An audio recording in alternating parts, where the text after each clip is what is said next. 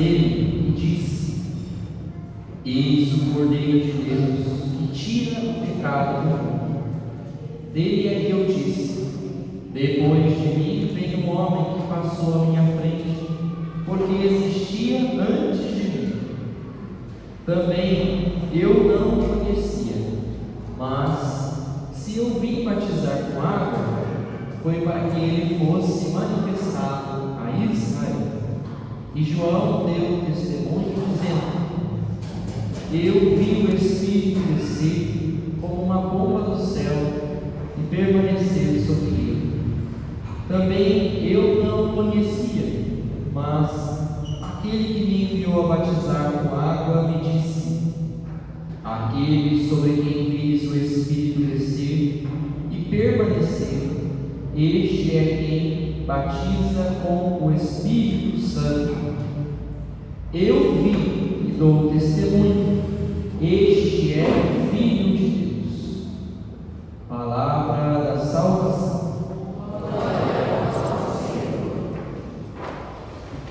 Queridos irmãos e irmãs, nós estamos hoje vivenciando o segundo domingo do tempo comum.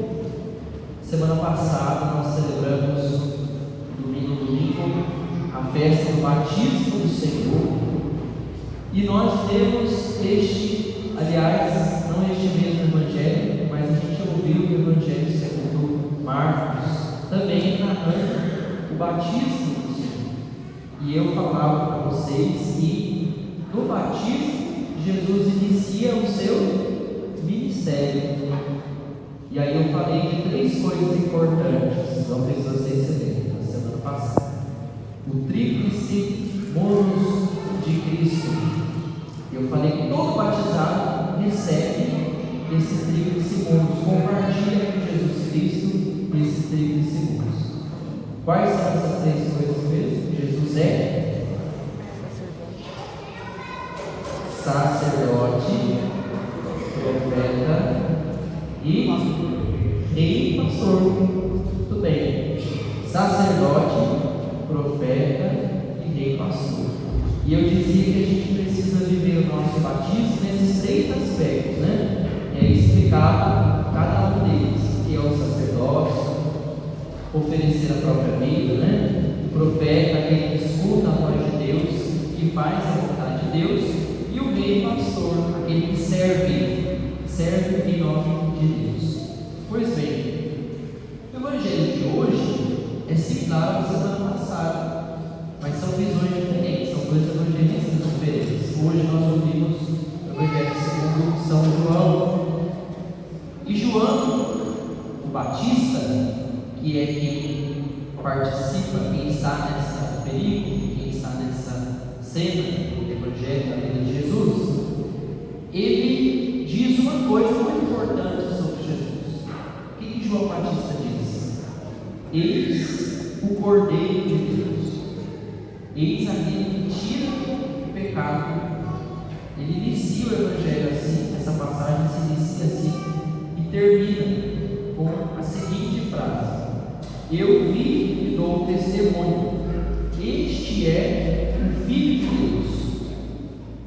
Onde mais no Evangelho está escrito esta frase? Este é o Filho de Deus. De fato, este é o Filho de Deus. Esse homem é Deus. Onde é que está escrito isso? No final do Evangelho, quando o soldado romano fura o lado de Jesus, o peito de Jesus, e ele vê e dá testemunho: de fato, este homem era o Filho de Deus. A mesma frase que João Batista usa aqui, 2 momentos diferentes, a mesma frase: este é o Filho de Deus. Como é que Jesus é reconhecido como Filho de Deus? Na cruz, aqui primeiramente no Jordão, porque o Espírito vem sobre ele, né? Aquele sobre quem o Espírito repousar, este é o Filho do homem. Então, aqui nós temos uma revelação: Jesus é o Filho de Deus. E na cruz nós temos outra revelação: complementa, uma complementa a outra. De fato, este homem é o Filho de Deus, porque somente Deus é capaz de tirar os pecados do mundo. Nenhum homem é capaz de tirar o pecado do mundo. Por que aqui nesse Evangelho, e também em todo o contexto, se usa o termo Cordeiro de Deus? Em todas as missas nós repetimos esse termo. O que significa dizer que Jesus é o Cordeiro? O que é o Cordeiro? Em primeiro lugar, o que é o Cordeiro? O Cordeiro seria uma ovelha, né? Uma espécie, um animal assim. Então, o Cordeiro, na Sagrada Escritura, tem um sentido, significado muito antigo, por causa da Páscoa. A Páscoa que os judeus celebravam aconteceu da seguinte maneira: o povo estava preso no Egito, cativo, escravo. Deus libertou o povo vagou 40 anos no deserto. E quando chegaram à terra prometida, finalmente, Deus pediu uma coisa: que todas as gerações, todos os anos, celebrassem essa passagem. Por quê? Porque era uma obra magnífica de Deus libertar o povo. Então todo mundo tinha que conhecer, todas as gerações tinham que ficar sabendo que Deus, o Deus de Israel, tinha libertado Israel do cativeiro. E por isso que os judeus começaram a celebrar a festa da Páscoa, que significa passagem do Egito pelo Mar Vermelho para a terra prometida, pelo deserto até a terra prometida. Então, festa da Páscoa é a festa da passagem. E como é que era celebrada a Páscoa todos os anos? Cada família tinha que sacrificar um cordeiro, matar um cordeiro e comer esse cordeiro, né? Então tem todas as instruções sobre como é que deve ser celebrada a Páscoa, mas o cordeiro está lá. E no templo, o sacerdote, o sumo sacerdote, também oferecia o sacrifício do cordeiro pascal. No templo também se criavam alguns cordeiros, e desses cordeiros eram escolhidos 2, os mais perfeitos. O cordeiro não podia ter mancha nem defeito, tinha que ser fisicamente perfeito para ser oferecido a Deus. O cordeiro era chamado, vocês já ouviram falar no bode expiatório? O que é um bode expiatório? É alguém que leva a culpa no lugar de outra pessoa, né? É alguém que expia no lugar de outro. Esse cordeiro, sobre ele era, simbolicamente, claro, ritualmente, colocado os pecados do povo. E esse cordeiro era solto no deserto. E o outro cordeiro era sacrificado. E o sangue do cordeiro era oferecido a Deus para agradar a Deus, no holocausto, né? Para agradar a Deus, para que Deus pudesse perdoar o seu povo. Então, esse era o ritual da Páscoa anual que se celebrava. Quando João chama Jesus de Cordeiro, o que ele está dizendo? Que Jesus, de fato, é aquele que vai ser imolado, é aquele que vai derramar o seu sangue por causa dos pecados do mundo, que é o que acontece na cruz, como nós falamos. O soldado vai dizer: de fato, esse homem é o Filho de Deus. Não, Jesus é o Cordeiro de Deus, Jesus é o Filho de Deus. E pelo batismo, Jesus nos coloca na família de Deus.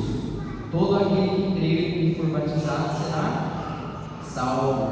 Quem faz a vontade do meu Pai, este é o meu irmão, minha irmã e minha mãe. A porta para a gente entrar na família de Deus, para nós sermos filhos de Deus, filhos de Deus, é o batismo na porta. Batismo na porta. Na segunda leitura da carta de São Paulo aos Coríntios, São Paulo usa um termo para se referir à igreja de Corinto. ele chama a igreja de santa. Aos que foram santificados em Cristo Jesus, são chamados a ser santos.